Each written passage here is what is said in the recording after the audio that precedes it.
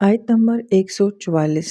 اور نہیں ہے محمد صلی اللہ علیہ وآلہ وسلم مگر ایک رسول ہیں، اور ان سے پہلے بھی بہت سے رسول گزر چکے ہیں، تو کیا اگر ان کا انتقال ہو جائے یا وہ قتل کر دیا جائے تو تم اپنی ایڑیوں کے بل لوٹ جاؤ گے؟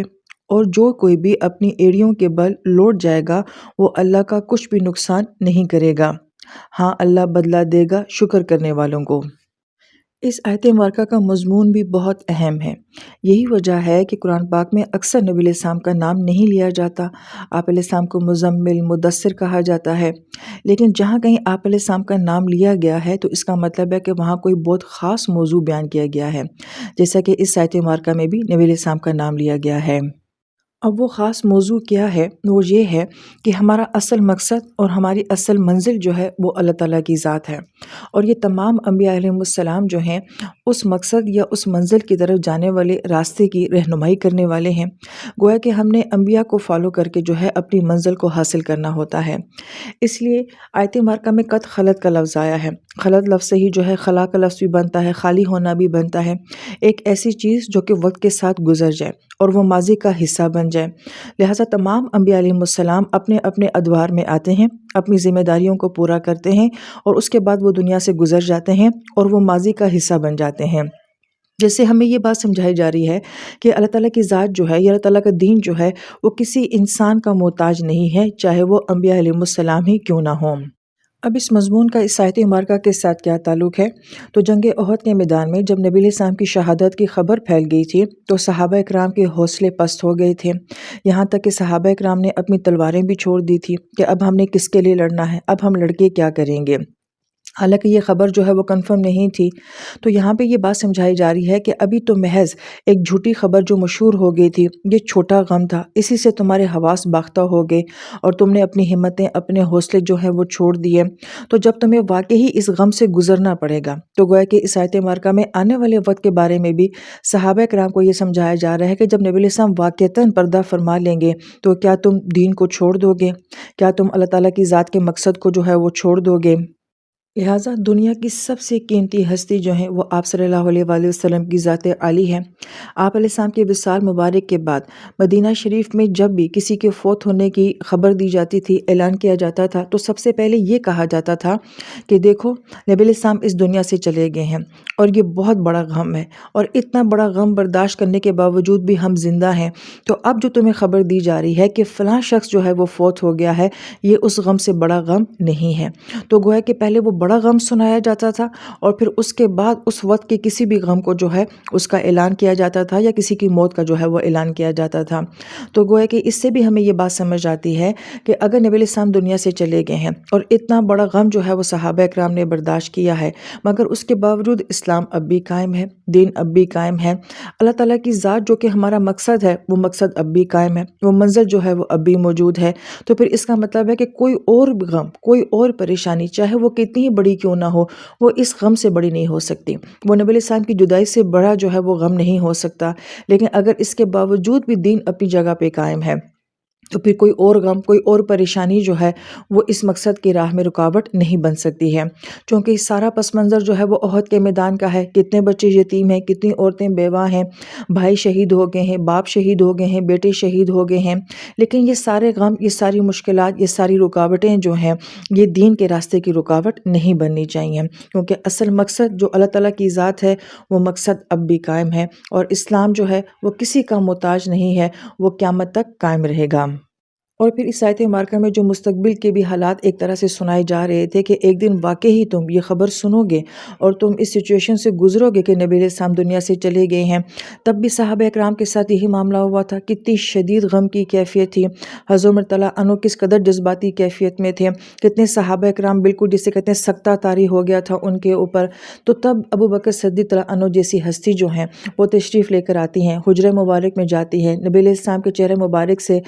پردے کو ہٹاتی ہیں، آپ علیہ السلام کی پیشانی مبارک کا بوسہ لیتے ہیں اور اس کے بعد باہر آ کے آپ یہی آیات صحابہ کرام کو سناتے ہیں۔ اور حضرت عمر فرماتے ہیں رضی اللہ تعالیٰ عنہ کہ مجھے ایسا لگا کہ جس سے یہ آیات آج نازل ہوئی ہیں اور یہ آیات جو ہے مجھے آج سمجھ آ رہی ہیں، حالانکہ یہ آیات احد میں نازل ہو چکی تھیں۔ اس سے علماء کرام یہ بات بھی ہمیں سمجھاتے ہیں کہ حالانکہ تمام صحابہ کرام اس آیت مبارکہ کو جانتے تھے، مگر اس وقت جب انہوں نے اس آیت کو سنا تو انہیں لگا کہ یہ تو سب سے ریلیونٹ آیت ہے جو کہ اسی وقت اور اسی سچویشن کے لیے تھی، تو ہمیں بھی ایک دوسرے کو جو ہے وہ ریمائنڈر دیتے رہنا چاہیے۔ ہم بہت ساری باتیں جو ہیں وہ جانتے ہوتے ہیں، لیکن جب ہمیں موقع پہ کوئی بات اس آیت سے ریلیٹ کر کے یا اس سچویشن سے ریلیٹ کر کے جب وہ بات سمجھائی جاتی ہے تو وہ اس وقت زیادہ اثر کرتی ہے۔ تو اس آیت مبارکہ نے پھر اس وقت صحابہ کرام کو حوصلہ دیا تھا۔ پھر آیت میں یہ الفاظ آ رہے ہیں کہ اگر تم اپنی ایڑیوں کے بل پھر بھی جاتے ہو تو تم اللہ تعالیٰ کی ذات کو کسی قسم کا کوئی نقصان نہیں پہنچا سکتے۔ اس میں ایک تصور یہ دیا جا رہا ہے کہ اصل مقصد، اصل منزل اللہ تعالیٰ کی ذات ہے، اور گویا کہ اس منزل کو پانے کے لیے جو راستہ ہے اس میں بہت سارے لوگ دنیا میں آئے ہیں، انبیاء علیہ السلام بھی آئے ہیں، اولیاء کرام بھی آئے ہیں، اور نہ جانے دنیا میں کون کون کیسا کیسا انسان آیا ہے اور آتا رہے گا۔ تو اس راستے کے اوپر چلا، جس نے اللہ تعالیٰ کی ذات کو اپنا مقصد بنا لیا، تو گویا کہ اس راستے پہ وہ چلنے والا کامیاب ہو گیا اور پھر وہ اس دنیا سے چلا گیا۔ مقصد اپنی جگہ پہ قائم ہے، منزل اپنی جگہ پہ قائم ہے، اور جو اس راستے کے اوپر نہیں چلا تو نقصان کس کا ہوا؟ نقصان اسی کا ہوا جو اس راستے کے اوپر نہیں چلا۔ منزل یا مقصد جو کہ اللہ تعالیٰ کی ذات ہے اس کو کسی نے کوئی نقصان نہیں پہنچایا۔ وہ منزل کل بھی تھی، آج بھی ہے اور ہمیشہ رہے گی۔ پھر آیت مبارکہ کے آخر میں یہ کہا جا رہا ہے کہ اللہ تعالیٰ شکر کرنے والوں کو جزا دیں گے۔ اس آیت مبارکہ میں شکر کا کیا تعلق ہے، کس چیز کے شکر کی جو ہے وہ بات کی جا رہی ہے؟ اس سے پہلے یہ جاننا بہت ضروری ہے کہ کافر اور منافقین جو ہیں نبی علیہ السلام کے ذات عالی پہ یہ اعتراض کیا کرتے تھے کہ نبی علیہ السلام کی ڈیوٹی جو ہے وہ صرف قرآن سنانے کی ہے، اور اگر قرآن نہ ہو تو نبی علیہ السلام نعوذ باللہ کچھ بھی نہیں ہے، وہ محض ایک انسان ہے۔ تو اس کا جواب تو سورہ محمد میں بھی دیا گیا تھا، اور یہاں پہ اللہ تعالیٰ یہ بات فرماتے ہیں کہ نبی جو ہیں وہ اگر قرآن کے علاوہ بھی جو ہیں نبی ہیں، نبی علیہ السلام کا اپنا ایک مقام ہے، آپ علیہ السلام کی اپنی ایک شان ہے، آپ کا ایک مقام ہے۔ یہ اور بات ہے کہ اللہ تعالیٰ نے آپ کو ایک بہت بڑے اعزاز کے لیے قبول فرمایا کہ آپ کو اپنی کتاب بھی دی ہے، تو گویا کہ قرآن کے علاوہ بھی آپ علیہ السلام کی ذات عالی کا بہت اعلیٰ مقام ہے۔ پھر اس کے بعد جو صحابہ کرام کا نبی علیہ السلام کے ساتھ تعلق ہے، اتنا قریب کا تعلق، نبی علیہ السلام کو براہ راست دیکھنا، آپ کی صحبت میں بیٹھنا، آپ کی تلاوتوں کو سننا، ہر طرح کی وہ جو بھی آپ علیہ السلام کی سیرت کی برکات ہیں ان کو براہ راست صحابہ کرام نے ریسیو کیا تھا۔ اب ان کے لیے یہ جدائی برداشت کرنا کوئی آسان بات نہیں تھی، بہرحال یہ بہت مشکل بات تھی۔ اب آیت مبارکہ میں جو شکر کا کانسیپٹ دیا جا رہا ہے وہ یہ کہ اگر اتنا قریبی تعلق، اتنی بڑی نعمت دینے کے بعد جب یہ نعمت ان لوگوں سے چھینے گی تو پھر وہ جو غم اور جو صدمہ ہے، تو دراصل میں اس صدمے کے لیے بھی صحابہ کرام کی جماعت کو جو ہے وہ چنا گیا ہے اور قبول کیا گیا ہے۔ یعنی کہ یہ سارے حالات جو کہ مکی حالات ہیں، مدنی حالات ہیں، یہ جو جنگیں انہوں نے سہی ہیں اور یہ زخم اور یہ درد انہوں نے برداشت کیے ہیں، ان سب سے بڑا غم جو ہے وہ نبی علیہ السلام کی جدائی ہے۔ تو گویا کہ اس خاص غم کے لیے بھی جو ہے ان صحابہ کرام کو اس ساری سچویشن سے گزارا گیا ہے، اور اب اگر جو سچویشن سے گزر جاتا ہے، اپنے آپ کو سنبھال لیتا ہے، اللہ تعالیٰ کی ذات کا شکر ادا کرتا ہے، تو گویا کہ اللہ تعالیٰ ایسے شاکرین کو جو ہے وہ بہت بڑا بدلہ دیں گے۔ یہ آیت ایک طرح سے ہم سب کے لیے بہت بڑا مائنڈ سیٹ بھی ہے، کیونکہ آیت یہ کہہ رہی ہے کہ غموں کے لیے بھی چناؤ کیا جاتا ہے، خاص قسم کی سچویشن اور حالات کے لیے بھی انسان کو سلیکٹ کیا جاتا ہے، جبکہ ہم یہ کہتے ہیں کہ میرے ساتھ ہی ایسا کیوں ہوا، اللہ تعالیٰ نے میرے ساتھ ہی ایسا کرنا تھا، سب میں ہی کیوں جس کے ساتھ یہ سب ہونا تھا۔ تو یہ آیت ہمیں یہ سمجھا رہی ہے کہ جو کچھ ہمارے ساتھ ہوتا ہے تو گویا کہ اس کے پیچھے بھی اللہ تعالیٰ کی حکمت کا نظام ہوتا ہے کہ یہ غم، یہ حالات، یہ سچویشن میں نے اس انسان کو دینی ہے، تو گویا کہ اس معاملے میں بھی سلیکشن ہوتی ہے۔ تو پھر ہمارا یہ سوال نہیں ہونا چاہیے کہ میں ہی کیوں اور میرے ساتھ ہی کیوں۔ اب اس آیت مبارکہ سے ہمیں اپنی عملی زندگی میں جو سبق مل رہا ہے، پہلی بات یہ کہ جہاں پہ جب صحابہ کرام کو یہ بات کہی جا رہی ہے کہ نبی علیہ السلام کے چلے جانے کے بعد بھی تمہارا مقصد جو ہے وہ اپنی جگہ پہ قائم رہنا چاہیے، تو پھر ہم جیسے لوگ جو ہیں ہماری زندگی میں جو بھی ہم کر رہے ہیں، ہمارا مقصد صرف اللہ تعالیٰ کی ذات ہونی چاہیے۔ پھر اس سے کوئی فرق نہیں پڑتا کہ ہمیں کوئی چاہتا ہے، سراہتا ہے، تعریف کرتا ہے، حوصلہ افزائی کرتا ہے کہ نہیں کرتا، والدین کی سپورٹ نہیں ملی، استادوں کی سپورٹ نہیں ملی، ادارے نے یہ نہیں کیا، حکومت نے یہ نہیں کیا، سوسائٹی نے یہ نہیں کیا، ہمارا مقصد، ہماری منزل جو ہے وہ اللہ تعالیٰ کی ذات ہے۔